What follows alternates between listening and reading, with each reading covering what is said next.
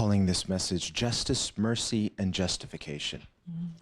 공의와 자비 그리고 칭의 이것이 오늘 하나님이 주신 말씀의 주제입니다. And as you know, we go through the Proverbs, we take it in order as it comes, we teach expositionally.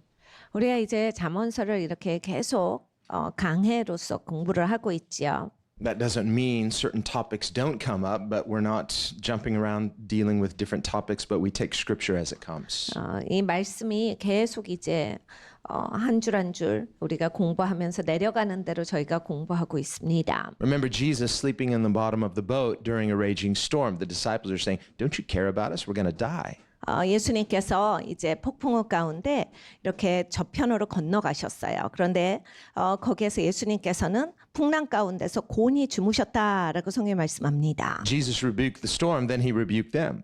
예수님께서 폭풍우를 잠잠케 하시고 제자들을 꾸짖으신 적이 있어요. Meaning there was an assumption that he expected them to have the same kind of calm in the midst of the storm. Not that they were unconcerned, but that they had a faith in God who is greater than the storm. 그러니까 그런 폭풍우 가운데 예수님은 예수님의 제자들을 향해서 기대하시던 바가 있었던 거죠.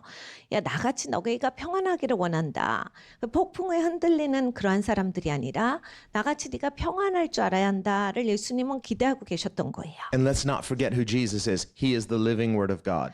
여러분 우리가 예수님을 기억해야 합니다. 예수님은 살아계신 말씀이세요. And so when we read in scripture looking unto Jesus, the author and finisher of our faith, 성경이 우리에게 이렇게 말씀하십니다. 그리스도 예수를 바라보라. 우리의 믿음을 시작하신 이요 완성시켜 주시는 이신 예수님을 바라보라 하셨습니다. by looking unto scripture, which is the living word, 우리가 말씀을 볼 때 이건 살아계신 말씀이에요. remember Paul says all scripture is the word of God is living and powerful.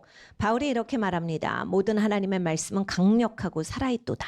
So by looking to the word of God, we are anchored in the word of God. This is where our faith is. This is where our peace comes from. 그러니까 여러분 우리가 말씀을 바라볼 때 이제 거기에 닷을 내리는 거예요.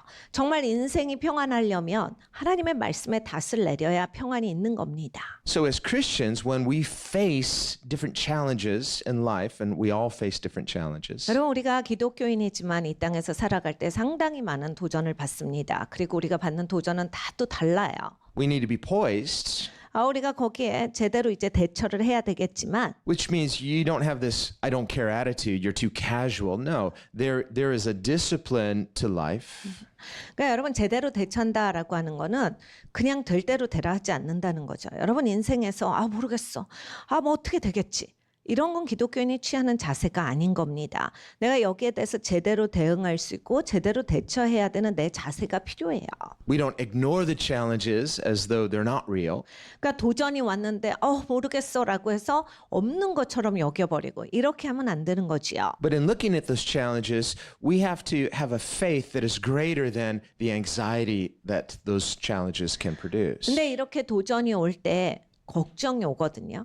근데 걱정보다 내 믿음이 더 위에 있어야 한다예요. 그래서 걱정을 이길 수 있는 믿음이 있어야 돼요. So in this sense, in looking to the Word of God, we are disciplining and training ourselves to have this foundation that lets us and enables us to be poised in life. 그러니까 우리가 말씀을 이렇게 쭉 공부해 나아가는 이유는 우리의 삶에서 이렇게 닥치는 그런 여러 가지 일들에 있어서 정말 말씀이 나의 믿음을 단단하게 하고 그리고 또 믿음으로 이겨가고 하나님께 초점을 맞추고 갈 수 있도록 해주는 과정입니다. James likewise says, don't just be a hearer only of the Word, be a doer of the Word.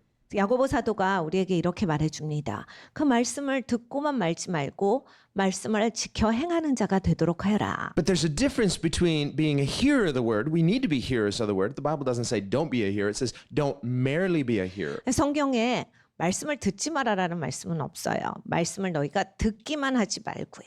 So when the Bible says study the Word, 우리 성경에 말씀을 공부해라 하셨어요. the difference between hearing the Word and studying the Word is that when you study the Word, you're being proactive and intentional. 그러니까 여러분 듣는 거랑 이제 공부하는 게 다른데 공부하는 거는 내가 그 의도가 들어가는 거예요. 그리고 내가 직접 이제 하는 것이 있죠. In all spiritual disciplines, worship, prayer, 영적인 모든 훈련이 그렇습니다. 기도도 그렇고 예배도 그래요. we need to be intentional.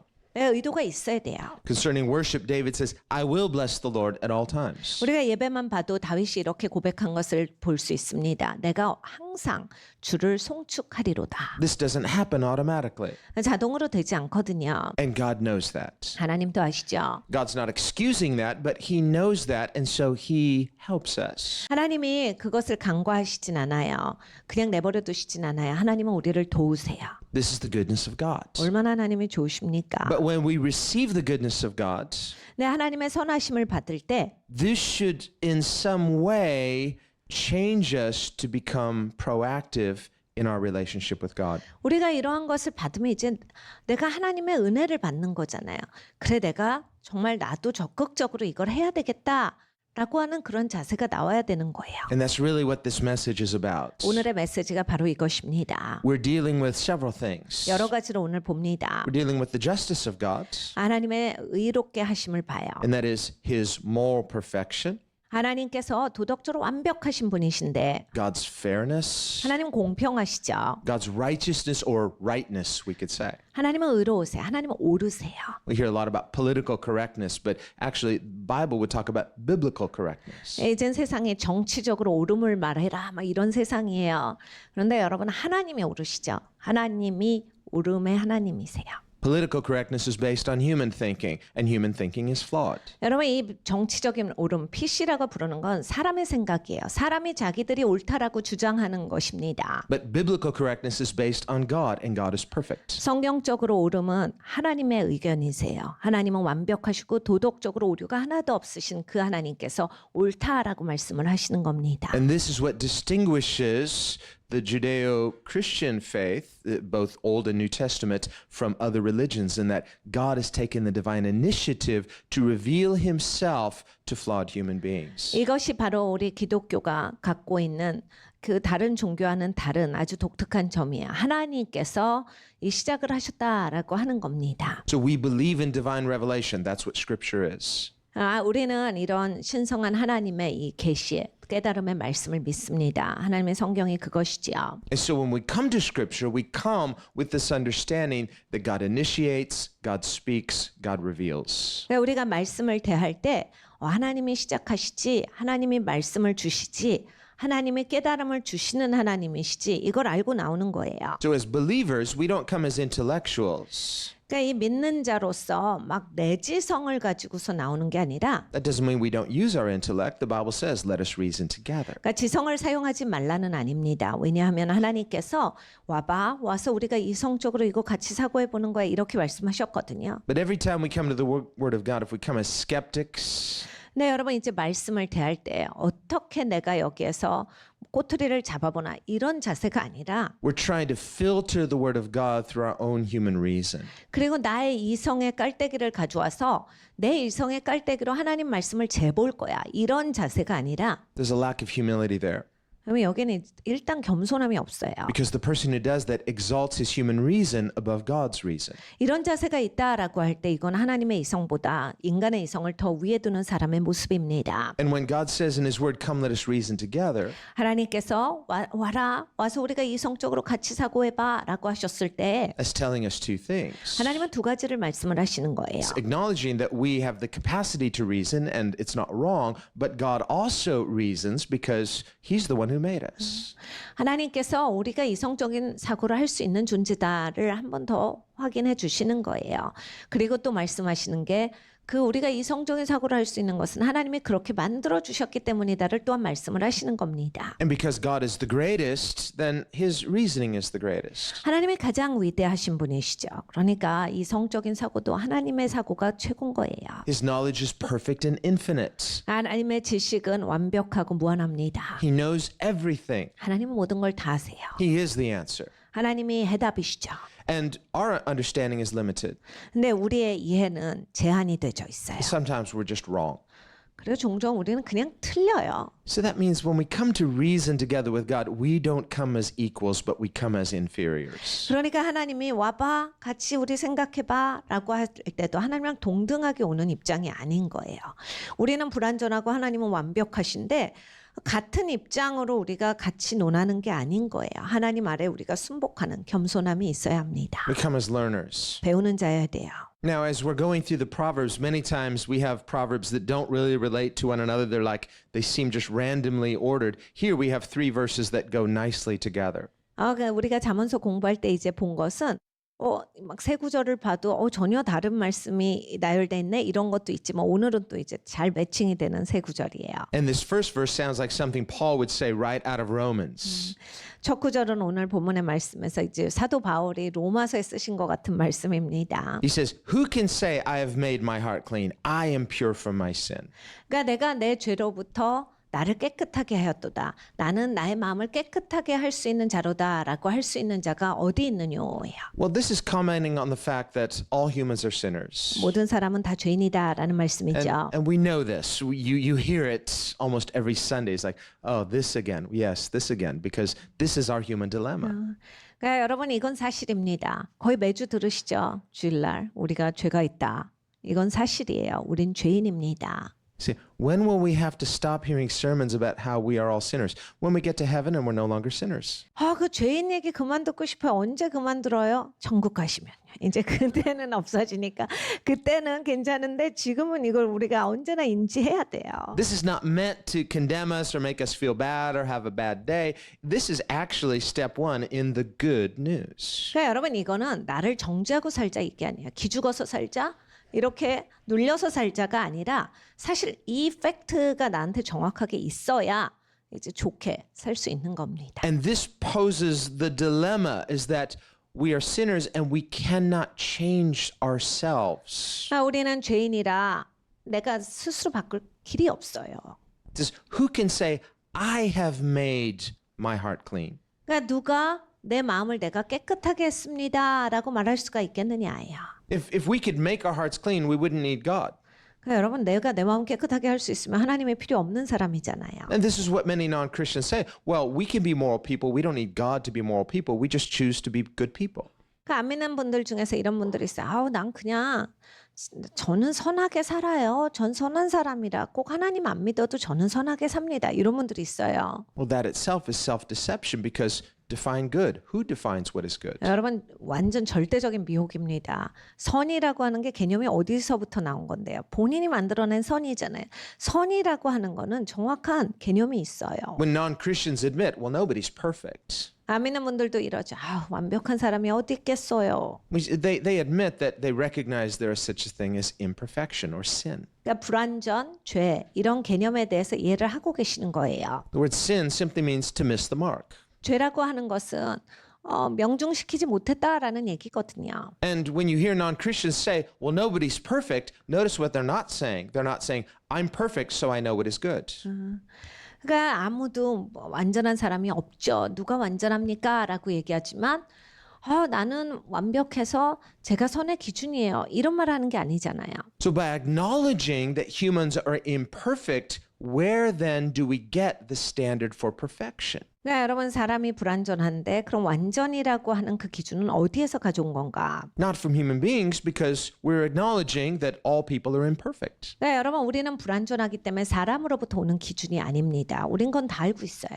So we see therefore that without God, we cannot even talk about what is perfect. 그러니까 사실은 하나님이 계시지 않으면 뭐 완벽한 거 이런 얘기는 우리는 뭐 할 수도 없는 사람들이에요. We have no moral framework, no point of reference. 그러니까 아예 프레임이 없거든요, 우리한테는. 그러니까 할 수 있는 말이 아니에요. And this is why nobody can say, I have made my heart clean. How did you do that? 그러니까 나는 내 마음을 깨끗하게 했습니다. 아무도 이 말을 못하는 게 바로 여기에 있습니다. Say, well, I just did it by sheer willpower. Well, now you're a perfect person. Tell us what is perfect. 제가 의지적으로 정말 제 마음을 깨끗하게 했어요. 그럼 이제 완벽하시겠네요. 완벽이 뭔지 말해주세요. Even if you're sincere, you say, from now on, I'm going to be a perfect person. Believe me, you can't. 그러니까 여러분 아무리 신실하게 결단해도 난 이제부터 완벽하게 살 겁니다. 못합니다. We can repent. 우리는 회개할 수 있어요. We can acknowledge our flaws before a righteous God. 우리는 의로우신 하나님 앞에 하나님 제가 이렇게 부족합니다. 인정할 수 있습니다. But we cannot recreate a new nature in ourselves by ourselves. 근데 우리 안에 우리가 새 마음을 창조할 길은 없어요. This is a supernatural work of God. 이것은 하나님이 하시는 초자연적인 일입니다. This is why God is necessary not only to forgive us and cleanse us, but to change us. 그래서 하나님께서 우리를 용서해 주시고 구원해 주시고 바꿔 주시기까지 하는 겁니다. This is why David prayed in Psalm 51, create in me a clean heart, O God. 그래서 다윗이 시편에 고백합니다. 하나님 내 마음에 정한 마음을 주시옵소서. 새 마음을 창조하시고 And renew a right spirit in me. 아버지 내 안에 옳은 영을 주시옵소서. 새롭게 하시옵소서. If David could do it himself, he wouldn't ask God to do it. 그러면 다윗이 그거 할 수 있었으면 하나님께 해주세요 안 했겠습니다. Here we see this tension between the holiness of God and the goodness of God. 그러니까 하나님의 거룩하심과 하나님의 선하심이 같이 가는 그런 구절이에요. Now, from heaven's perspective, there's no tension because his righteousness is his goodness. 천국 측면에서 보면 하나님의 의로우심과 하나님의 선하심은 부딪히지 않는데 우리가 이 땅에서 볼 때 이제 그게 굉장히 긴장이 돈다라고 생각이 돼요. But from a human perspective, because we're flawed, we sense some tension here. 우리가 이제 죄가 있고 이러니까 그렇게 느껴지는 겁니다. So we ask for God to be compassionate with us, to be patient with us, to be loving and forgiving toward us. 그러니까 하나님께 용서해 주세요. 은총을 베풀어 주세요. 하나님 저를 용납해 주세요라고 얘기를 하는데 But what do I intend to do with that gift of forgiveness? 하나님께서 용서하시는 것에 대해서 나는 어떻게 하는 겁니까? If a person merely says to God, forgive me, but I'll probably go do it again. 근데 이런 자세가 있죠. 하나님 용서해 주세요. 어차피 뭐 또 저지를 것 같지만 하나님 이번에 또 용서해 주세요. Or even worse, forgive me so I can go do it again. 아니면 또 이렇게까지 하시는 분들도 있어요. 하나님 용서해 주세요. 그래야 내가 또 할 수 있죠. Well, they confuse grace with license. 그러니까 하나님의 은혜를 라이센스로 여기시는 분들이 있어요. This is why God told Moses he was full of compassion, but he doesn't excuse wrongdoing. 그래서 하나님께서 모세에게 하나님을 가르쳐 주실 때 하나님은 긍휼이 많으시지만 잘못한 것을 간과하시지는 않는다예요. So from a human perspective, this creates some tension. We say, how can I reconcile the compassion of God with the holiness of God? 사람 입장에서 보면 이제 하나님이 긍휼히 여겨 주시는 것과 하나님의 거룩하심을 내가 어떻게 다 누릴 수 있는가가 조금 어렵게 느껴집니다. When we are painfully aware of our inadequacy, then we all recognize our need for forgiveness, for grace, for compassion. 우리는 사람으로서 부족함을 느끼기 때문에 난 용서가 필요하고 하나님의 은총이 필요하고 하나님의 은혜가 필요하다를 알아요. Like we read in the previous verse, who can say I've made my heart clean? None of us can say to God, I'm just as righteous as you. 그러니까 내 마음을 내 스스로 깨끗하게 할 수 없는 존재이기 때문에 어떤 사람도 하나님 앞에 가서 나도 하나님 같이 선해요. 이렇게 할 수 있는 사람은 없습니다. The best we can say to God is, forgive me, 우리가 하나님 앞에 할 수 있는 최고의 말은 하나님 용서해 주세요.